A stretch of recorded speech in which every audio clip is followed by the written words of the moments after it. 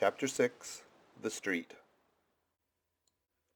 If I had been astonished at first catching a glimpse of so outlandish an individual as Queequeg circulating among the polite society of a civilized town, that astonishment soon departed upon taking my first daylight stroll through the streets of New Bedford. In thoroughfares nigh the docks, any considerable seaport will frequently offer to view the queerest-looking nondescripts from foreign parts. Even in Broadway and Chestnut streets, Mediterranean mariners will sometimes jostle the affrighted ladies. Regent Street is not unknown to Lascars and Malays, and at Bombay and the Apollo Green, live Yankees have often scared the natives. But New Bedford beats all Water Street and Wapping. In these last-mentioned haunts you will see only sailors, but in New Bedford actual cannibals stand chatting at street corners, savages outright, many of whom yet carry on their bones unholy flesh. It makes a stranger stare. But besides the Fijians, the Tongata Boers, the Arromanguans, the Panangians, and the Brigians, and besides the wild specimens of the whaling craft which unheeded reel about the streets, you will see other sights still more curious, certainly more comical. There weekly arrive in this town scores of green Vermonters and New Hampshire men, all athirst for gain and glory in the fishery. They are mostly young, of stalwart frames, fellows who have felled forests and now seek to drop the axe and snatch the whaling lance. Many are as green as the green mountains whence they came. In some things you would think them but a few hours old. Look there, that chap strutting round the corner. He wears a beaver hat and swallowtail coat, girdled by the sailor belt and sheath knife. Here comes another with sou'western and bombazine cloak.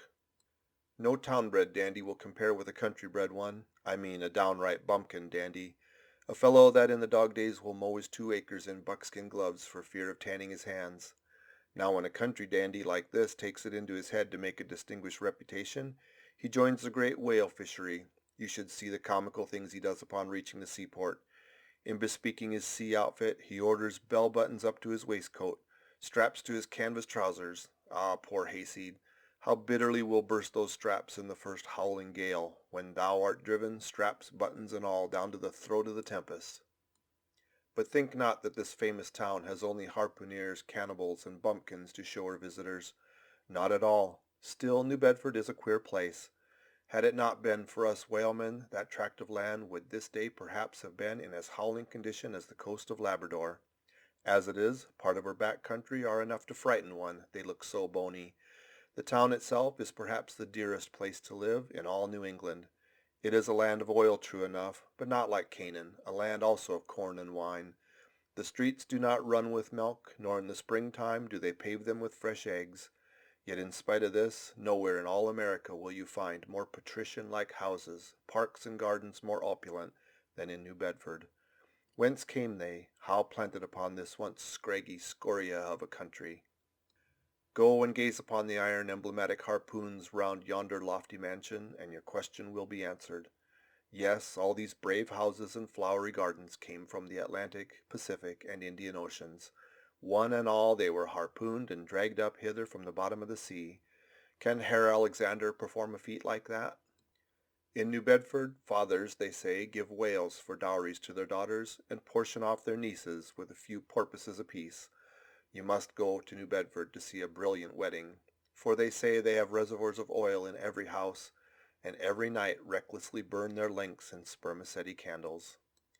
In summertime the town is sweet to see, full of fine maples, long avenues of green and gold, and in August, high in air, the beautiful and bountiful horse-chestnuts, candelabra-wise, proffer the passer-by their tapering upright cones of congregated blossoms.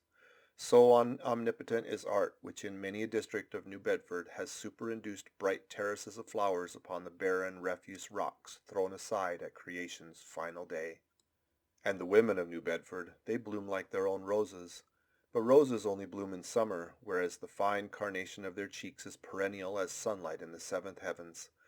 Elsewhere match that bloom of theirs ye cannot, save in Salem, where they tell me the young girls breathe such musk their sailor sweethearts smell them miles offshore, as though they were drawing nigh the odorous Moluccas instead of the puritanic sands.